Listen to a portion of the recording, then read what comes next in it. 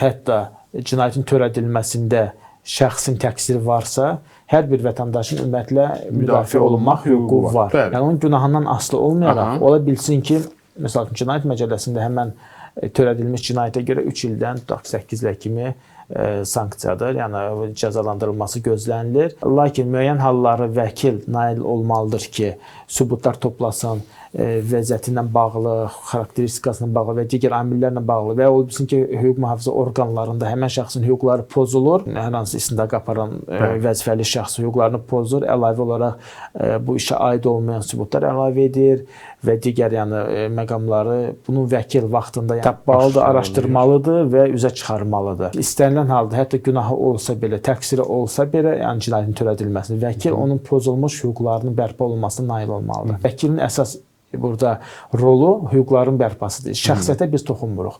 Ola bilsin pis şəxsiyyət olsun, ola bilsin hər hansı bir bədəf hərəkət etmiş şəxsiyyət olsun, amma hüquqları heç bir halda pozulmamalıdır.